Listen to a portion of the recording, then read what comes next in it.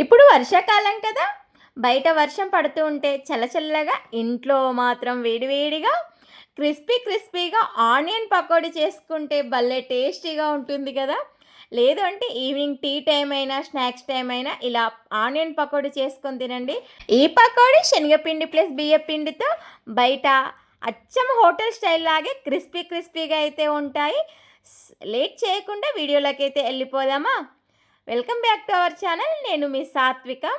ఇక్కడ నేను ఒక 3 ఆనియన్స్ అయితే తీసుకున్నాను. ఆనియన్స్ని ఇలా పొడుగ్గా కట్ చేసుకుంటే పకోడీలకి చాలా బాగుంటాయి. కట్ చేసుకున్న ఆనియన్స్ని మంచిగా వాటర్లో వాష్ చేసేసుకొని నలిపేసుకుంటూ వాష్ చేసుకోండి. ఎందుకంటే ఆనియన్స్ విడివిడిగా అవుతాయి.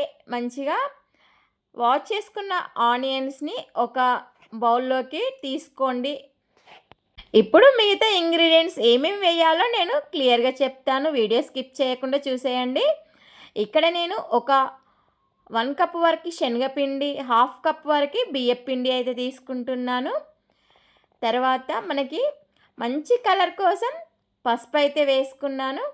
ఇంకా మనకి టేస్ట్ తగ్గట్టు సాల్ట్ అండ్ మీకు స్పైసీ తగ్గట్టు చిల్లీ పౌడర్ కూడా వేసుకోవాలి. ఇక్కడ నేనైతే 1.5 స్పూన్ వరకు అయితే చిల్లీ పౌడర్ అయితే వేశాను. చిల్లీ పౌడర్ తగ్గట్టు సాల్ట్ కూడా వేసుకున్నాను. ఇట్లా కొంచెం ఎల్లిపాయ పేస్ట్ అండ్ జీలకర్ర కూడా యాడ్ చేసుకోవాలి. మీకు నచ్చితే వాము కూడా వేసుకోండి. డైజెషన్ సిస్టమ్కి చాలా బాగా యూజ్ అవుతుంది. ఇవన్నీ ఒకసారి బాగా మిక్స్ చేసేసుకోవాలి.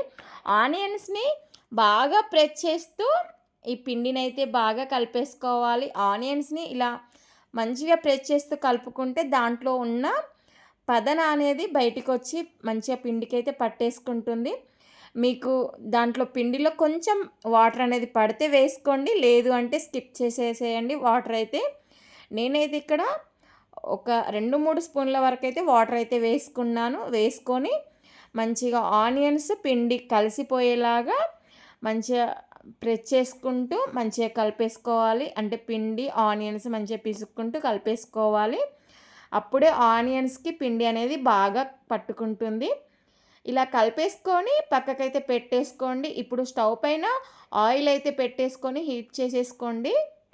ఆయిల్ హీట్ అయ్యేంతలోపు మన ఛానల్ని కనుక ఫస్ట్ టైం చూసినట్లయితే ఛానల్ని అయితే సబ్స్క్రైబ్ చేయండి, లైక్ చేయండి, షేర్ చేయండి.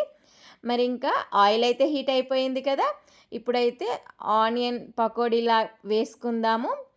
ఈ పకోడీ వేసుకున్నాక మీడియం ఫ్లేమ్ టు హై ఫ్లేమ్లో అడ్జస్ట్ చేసుకుంటూ పకోడీ అయితే మంచిగా ఫ్రై చేసుకోవాలి. గోల్డెన్ బ్రౌన్ కలర్ వచ్చేంత వరకు ఫ్రై చేసుకొని తర్వాత పక్కకైతే పెట్టేసుకోవాలి.